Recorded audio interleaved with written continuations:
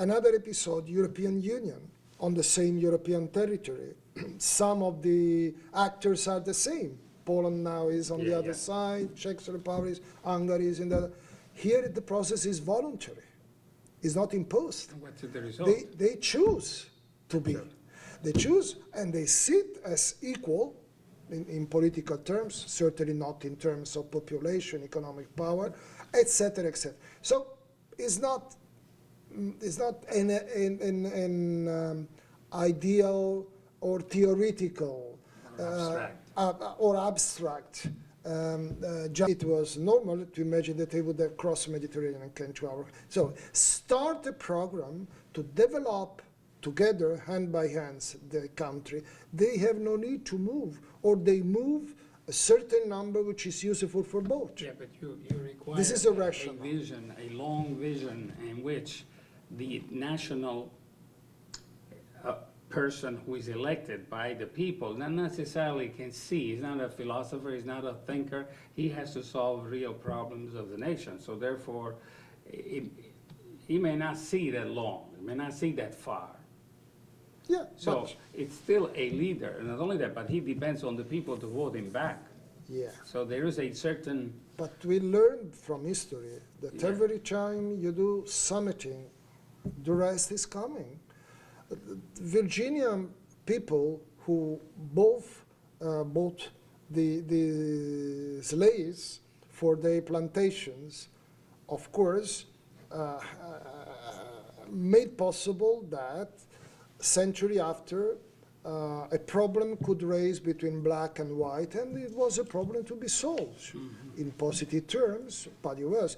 If we have Muslim people coming to Europe, they will be a problem to be solved, etc. So if a politician has a bit of mind imagining the consequences, when we had colonies, when French got up, why they are killing, especially in France, also because of French presence in Maghreb beforehand. So there are consequences. Now, people, at the end of the day, read books, goes to universities, is able to understand. The problem is that the politicians often cover the truth for other interests, because they are not doing the national interest. They are doing their own interest, or the interest of the big fishes which supported them for being elected. And this is another part of the story. But that is a reality. Now, the U.S. is pursuing a policy that includes, I believe, to a certain extent, also the other nations. At least publicly says, we want to put democracy over there, we want to improve standard of living, maybe it is a lie, but I think the idea of doing something for other people is there. Was it a mistake going into Iraq, for example? Even today we know that basically our politicians lied to us in order to go to war. But wasn't that, at least in their mind, something positive that would happen after that? The fact that it did not happen, that's a different story. You say they are learning. The U.S. is learning. The idea was positive. I don't know in the sense that we wanted to go there for the oil. I think today we learned that it was not the oil, because the oil needed was more for Europe and for Asia than for America. America could stand on its own production, and in fact today we are self-sufficient. At that time still the schist source was not known. So the idea of America was, let's first consume the oil of others so we have reserves, which we'll use later on. I think this is a little more selfish than I realize. It's that America really did not need that oil, even though it was good to go and get the oil.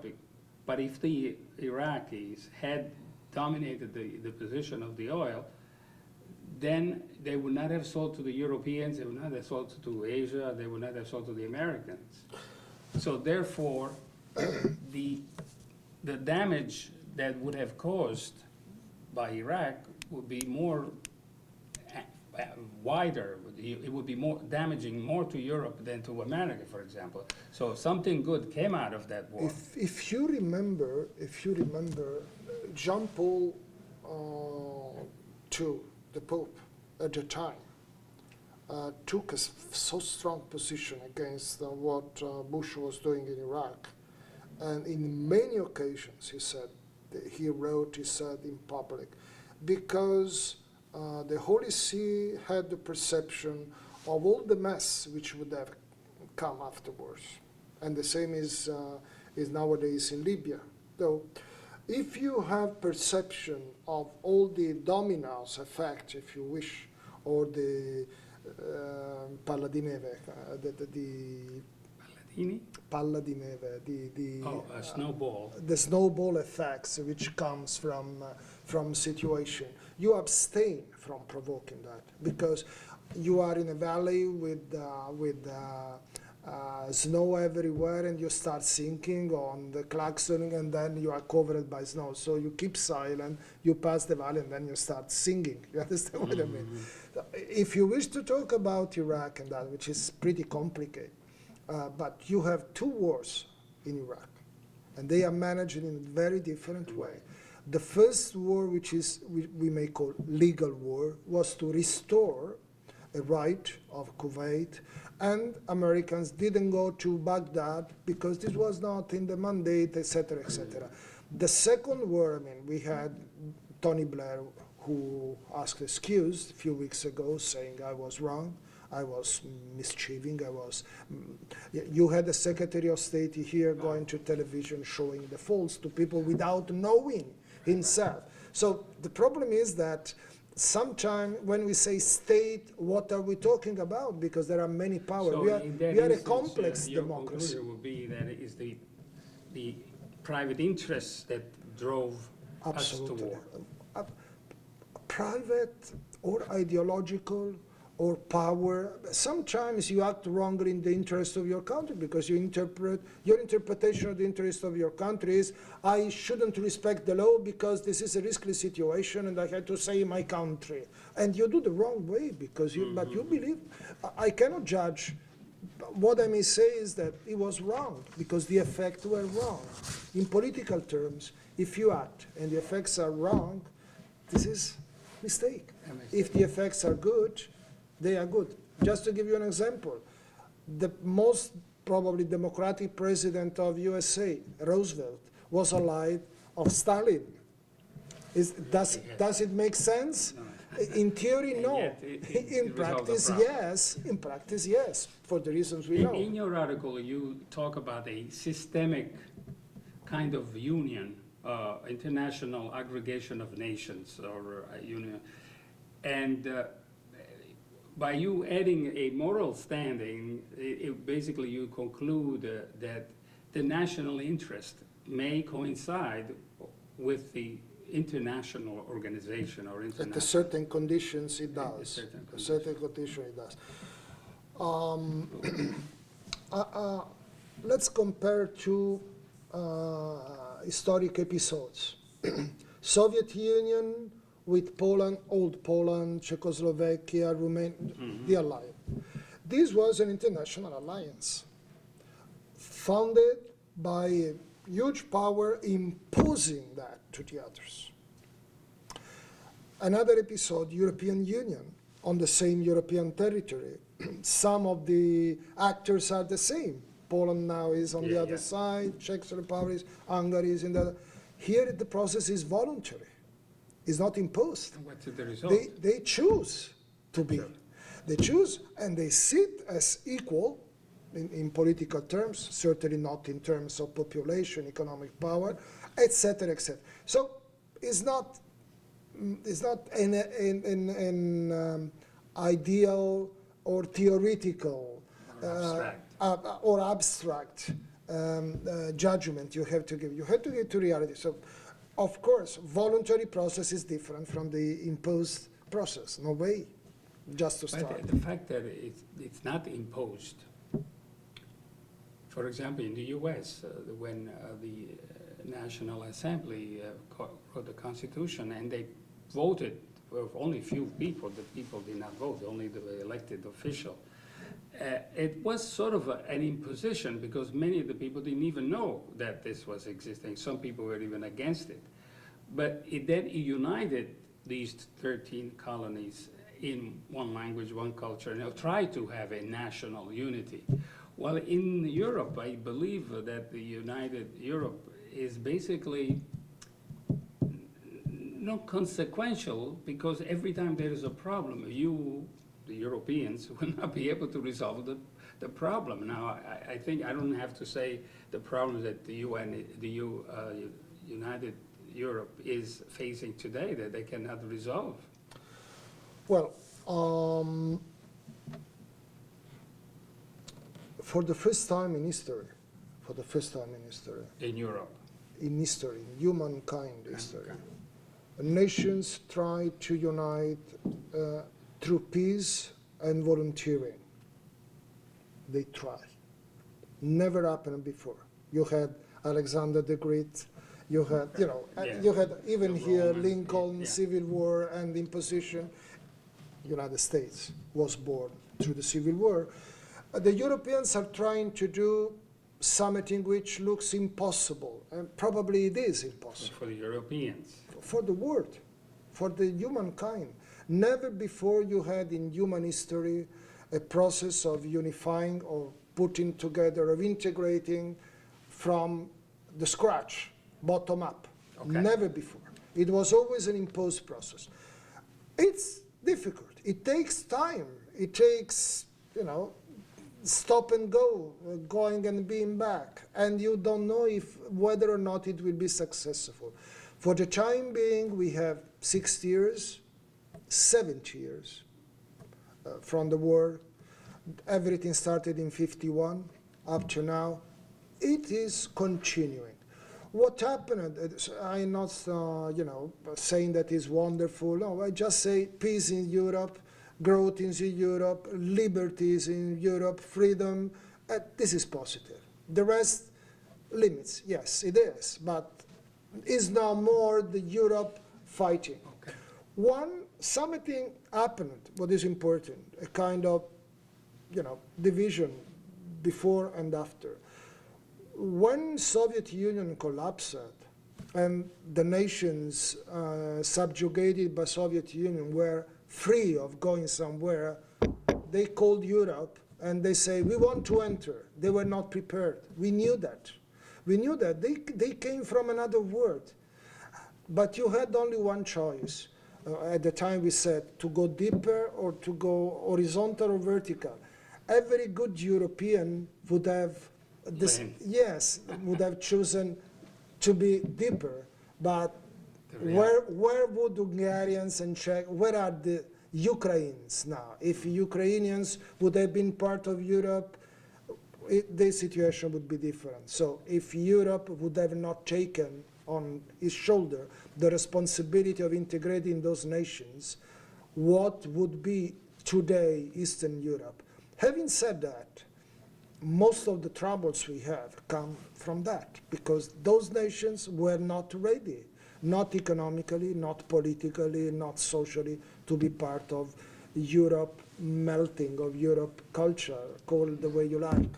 You call for a system of national aggregation or unity of, just like the United Europe. But I don't see it as a regional, not a worldwide. So if there are several regions on the earth, it may be that the war is prevented in those within the region. The nations within the regions may avoid wars, just like in Europe for 70 years, but we don't know what's going to happen in the future. Still, there's no guarantee that war will not happen. Just yesterday, the President Hollande of France said this is an act of war. He could go and start a war in the Middle East, even though he may not, because maybe other nations may withhold But the fact is, they are so independent, they can go there and start a war, independent of the United Europe. What? Just like the US. The US follows the orders of the UN when it can, when it wants, but if it wants to go on a war independently, it will go. Yes, yes, yes. Well, the first fact to be considered is that never in its history the European continent was so long pacified. And this is an acquisition from the European Union. gathering.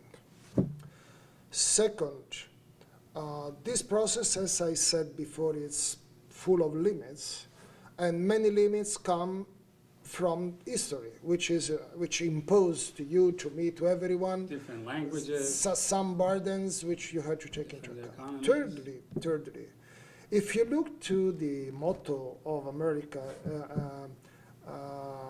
ex pluribus unum, you have a clear call to be one. If you look at the motto of Europe, it's from diversity to unity. United in diversity, sorry. United in diversity. It means you have to preserve diversity. There is no other way. The Europeans have thousands years of history, different languages. Sometimes it's difficult for Italy to be united as Italy, or for France to be, or Spain to be united as a nation, as a state, because we have inside our nation also regions, languages. If France wants to go to war with the Middle East, France has the right, has a right. and The duty European to Union respond. will not be objecting to it. No, absolutely not. International rights, international law gives the right to a state to make a reprisal in case it is clearly attacked. It's what America did with Afghanistan, and nobody objected. It was its right and duty, I would say, to go to search for the ones who attacked America. So if France detect where those people come from and they have a place where they can be attacked, is the duty, I insist, not the right, the duty to respond to that,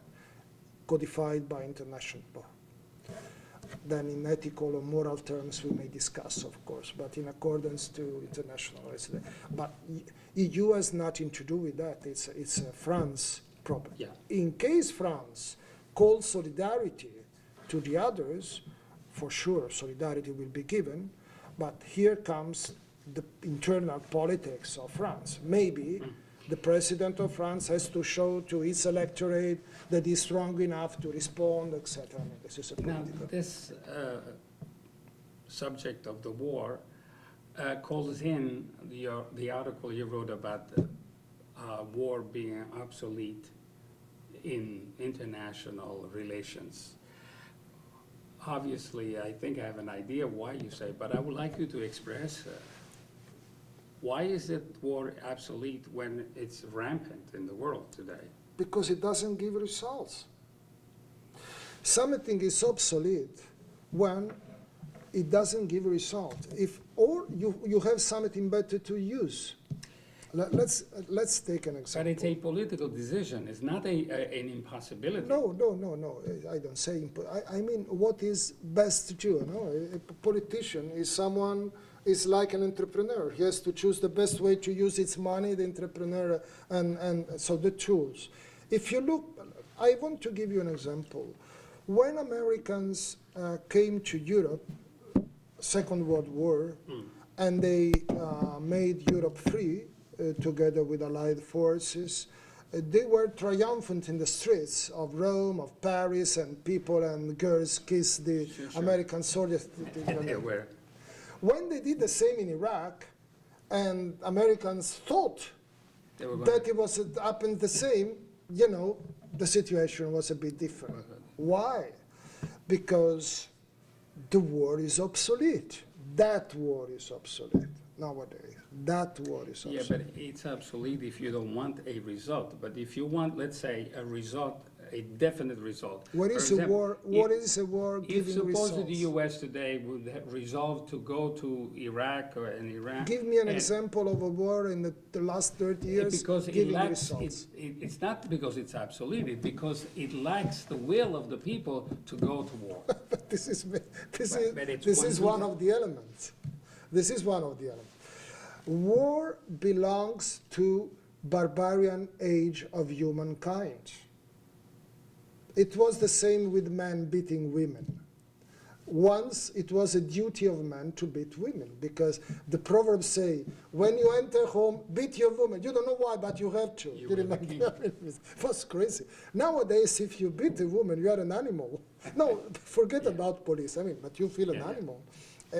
I may give you many examples But like if the law, we know from doctors, Rita Levi Montalcini, for instance, studying our brain, he says that we have two brains. One is the primitive brain of the primordial Cerebellum. man, and the other one is the civilized. The first is the warrior, the chaser, cacciatore, chaser, right? hunter, Yeah, and of the and the other one is the cultivated poem, politics, philosophy, and she say, unfortunately, this brain is too young and cannot prevail on the other, so we risk the disaster.